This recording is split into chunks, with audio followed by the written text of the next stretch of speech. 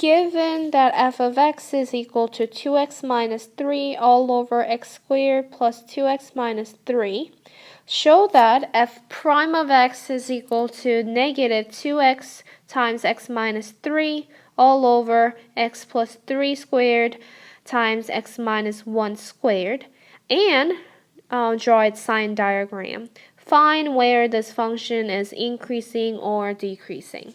So first we need to find the derivative of this function and make it look like what's given in the problem. So let's use a quotient rule. So quotient rule, quick reminder, it's low derivative of high minus high derivative of low all over low squared. So derivative of f is equal to low, that's x squared plus 2x minus 3. Multiply that by derivative of high. Derivative of high is just 2 minus high. Derivative of low. Derivative of this guy will be 2x plus 2 all over low squared. So we have plus 2x minus 3, the whole thing squared. So let's simplify. Distributing this 2 onto these 3, we have 2x squared plus 4x minus 6 minus, right? Let's FOIL this. So we have 4x squared plus 4x minus 6x and minus 6 all over x squared plus 2x minus 3 squared. Alright, keep on going. 2x squared plus 4x minus 6. Make sure you distribute the minus sign, so we have minus 4x squared. And we can combine the like terms in here, which becomes negative 2x, but we have the negative sign in here again, so which makes with positive 2x. And then minus minus 6, that's positive 6. All over again, x squared plus 2x minus 3 squared. Then, let's combine the like terms. We have x squared over here, x squared over there, which makes a total of negative 2x squared.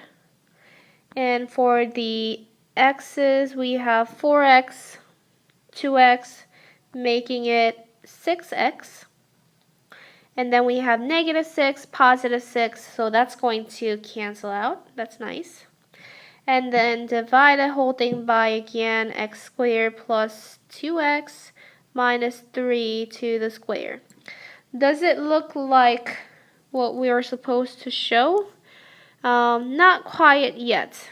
So we need to somehow make this guy look like 2x times x minus 3. Well, that's not too bad because we can factor out the negative 2x on the numerator. So we're left with x minus 3, right?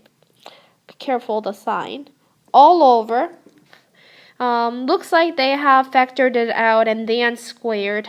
So if you factor this out, we get x minus 1, x plus 3, right?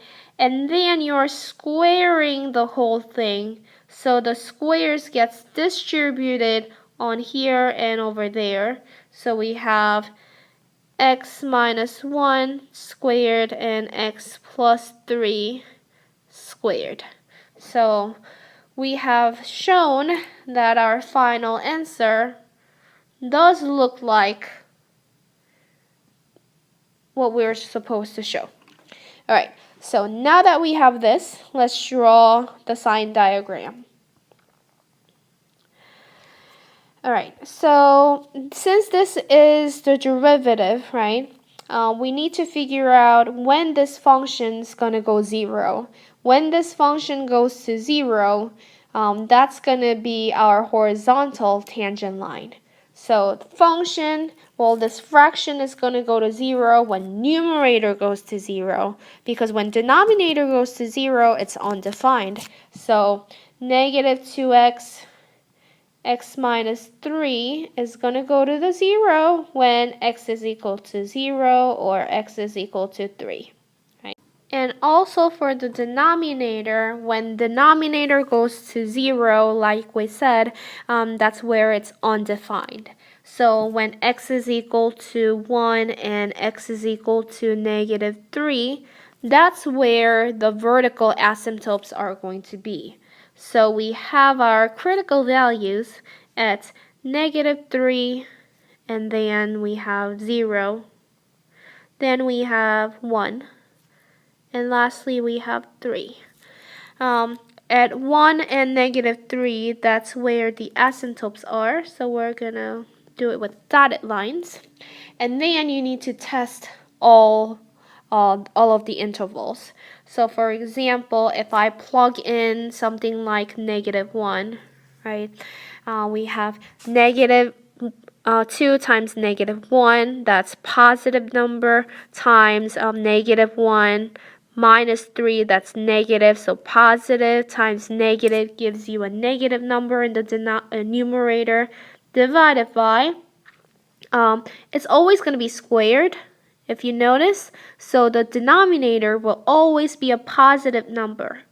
So in this case, from intervals from negative 3 to 0, it's always going to be negative because negative divided by positive is negative. And then if you just test the values, right, we get from 0 to 1, you get a positive.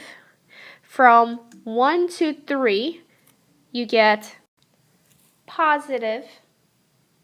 And then from 3 to infinity, you get a negative value.